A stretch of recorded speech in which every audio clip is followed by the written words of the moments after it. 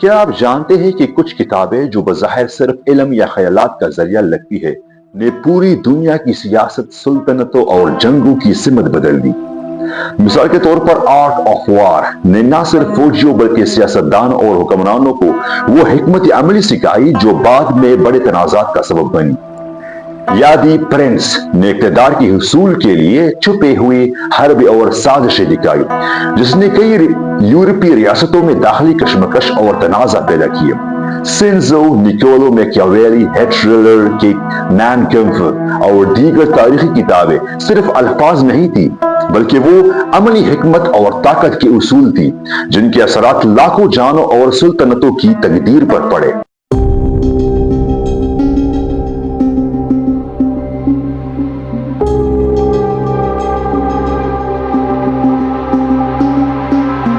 اور یہ اثرات محدود صرف تاریخ تک نہیں رہے بلکہ آج بھی عالمی سیاست اور جنگوں میں یہی نظریات چھپے ہوئے ہیں۔ السلام علیکم دوستو، میں ہوں عامر شاہ اور آج ہم بات کریں گے ان کتابوں کی جو صرف پڑھنے کے لیے نہیں بلکہ دنیا کے نقشے بدلنے، سلطنت قائم کرنے اور جنگی شروع کرنے کے لیے لکھی گئی، اور یہ راز شاید آپ نے کبھی نہیں سنا۔ سب سے پہلے اثر رکھنے والا حوالہ آرٹ آف وار ہے جیسے سینزو نے تقریباً 2500 سال پہلے لکھا۔ یہ کتابیں فوجی حکمتی، جغرافیائی دشمن کی نفسیات اور حکمت عملی پر مرکوز تھی۔ اس کتاب نے چین، جاپان، یورپ اور بعد میں امریکہ کی فوجی سوچ کو تبدیل کیا اور کئی جنگوں کے دوران براہ راست حکمت عملی کا حصہ بنی۔ دی پرنس نکولو میکیاویلی کا شاہکار تھا جس نے حکومت، اقتدار اور سیاست میں چالاکی، دھوکہ اور حربہ بازی کے اصول بتایا۔ اس کتاب نے یورپی شہنشاہتوں میں کئی سیاسی سازشوں کے تختے الٹنے اور جنگوں کی راہ ہموار کی۔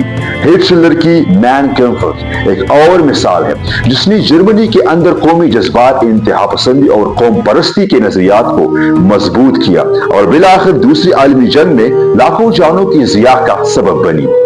اسی طرح مذہبی اور سیاسی کتابیں بھی اکثر جنگوں اور تنازعات کا آغاز بنے، جیسے کہ صلیبی جنگوں کے دوران مذہبی کتب نے جذبات بڑھائے، یا اسلامی تاریخ میں بعض کتابوں اور فتویات نے فوجی اور سیاسی اتحاد اور اختلافات پیدا کیے۔ کتابیں صرف الفاظ نہیں بلکہ قدرتی اور نفسیاتی ہتھیار بن جاتی ہے، کچھ علم کے لیے، کچھ طاقت کے لیے اور کچھ جنگ کے لیے۔ ابن خلدون کی طرح یہ بھی واضح ہے کہ جب نظریات، الفاظ اور علم کو طاقت کے ساتھ جوڑا جائے تو وہ پوری دنیا کی تقدیر بدل سکتے ہیں۔ آج بھی عالمی سیاست میں کئی نظریاتی کتابیں ممالک کے فیصلے اور جنگی حکمت عملی پر اثر انداز ہو رہی ہے۔ یہ ہمیں بتاتی ہے کہ کتابیں صرف علم کا ذریعہ نہیں بلکہ ایک گمبھیر طاقت ہے جو انسانی ذہن، حکومت اور تاریخ کی سمت بدل سکتی ہے۔ دوستو، آج آپ نے دیکھا کہ کتابیں صرف پڑھنے کے لیے نہیں ہوتی بلکہ وہ دنیا کی تاریخ، سلطنتوں اور جنگوں کی تشکیل میں اہم کردار ادا کرتی ہے۔ اگر آپ نے آج کچھ نیا سیکھا تو لائک کریں، شیئر کریں اور سبسکرائب کرنا نہ بھولیے، کیونکہ آگے ہم مزید ایسے راز اور حقائق کھولیں گے جو شاید کسی نے آپ کو کبھی نہ بتایا ہو۔ اپنا ڈھیر سارا خیال رکھیں، مجھے دیجیے اجازت۔